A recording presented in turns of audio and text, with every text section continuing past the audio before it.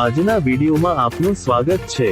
ચાલો આજે સાંભળીએ એક નવી બોધ સાથેની વાર્તા। એક લાઈક કરો અને સબસ્ક્રાઇબ કરવાનું ભૂલશો નહીં। ચાલો શરૂ કરીએ। એક સમયે રતનપુર નામના એક સુંદર ગામમાં હરિલાલ નામનો એક ગરીબ પણ ખૂબ જ પ્રમાણિક કઠિયારો રહેતો હતો। તેની પાસે સંપત્તિના નામે માત્ર એક જૂની લોખંડની કુહાડી હતી। તે દરરોજ સવારે જંગલમાં જતો, સૂકા લાકડા કાપતો અને સાંજે તેને બજારમાં વેચીને જે થોડા પૈસા મળે તેનાથી પોતાના પરિવારનું ગુજરાન ચલાવતો। હરિલાલ ભલે ગરીબ હતો, પણ તેની નીતિ સાફ હતી। તે ક્યારેય કોઈનું ખોટું ઈચ્છતો નહીં અને હંમેશા મહેનત કરવામાં માનતો। એક દિવસ ભરબપોરે હરિલાલ નદી કિનારે આવેલા એક ઘટાદાર વૃક્ષની ડાળી કાપી રહ્યો હતો। અચાનક તેના હાથમાંથી કુહાડી છટકી ગઈ અને સીધી ઊંડા નદીના પાણીમાં જઈ પડી। હરિલાલ સ્તબ્ધ થઈ ગયો। તેણે નદીમાં જોયું, પણ પાણી ઊંડું હતું અને પ્રવાહ પણ ઝડપી હતો। તેને તરતા આવડતું નહોતું। કુહાડી ખોવાઈ જવી એટલે કે તેના જીવનનો એકમાત્ર આધાર છીનવાઈ જવો।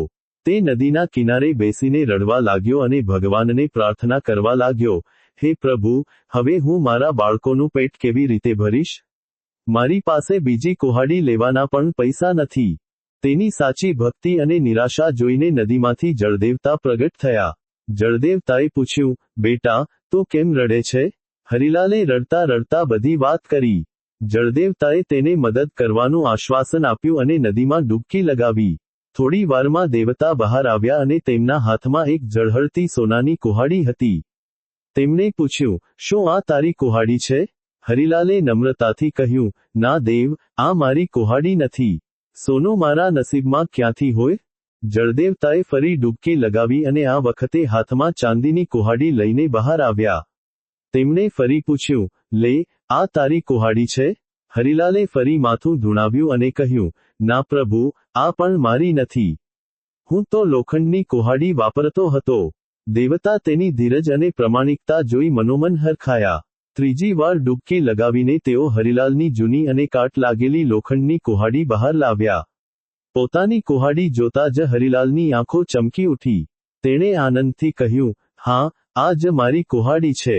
તમારો ખૂબ ખૂબ આભાર।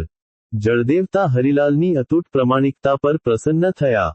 તેમણે વિચાર્યું કે આજના જમાનામાં આવો નિસ્વાર્થ માણસ મળવો મુશ્કેલ છે। તેમણે હરિલાલને તેની લોખંડની કુહાડી તો આપી જ, પણ તેની સાથે ઇનામ તરીકે સોના અને ચાંદીની બંને કુહાડીઓ ભેટમાં આપી દીધી। હરિલાલની ગરીબી દૂર થઈ ગઈ, પણ તેણે તેની નમ્રતા ક્યારેય છોડી નહીં। આ વાર્તા આપણને શીખવે છે કે પ્રમાણિકતા એ સૌથી મોટું ધન છે। ટૂંકા રસ્તે મેળવેલી સફળતા ક્ષણિક હોય છે, પરંતુ સત્યના માર્ગે ચાલવાથી મળતું મીઠું ફળ આખું જીવન સુખ અને શાંતિ આપે છે। જે વ્યક્તિ લાલચમાં આવતી નથી, ઈશ્વર તેની હંમેશા મદદ કરે છે।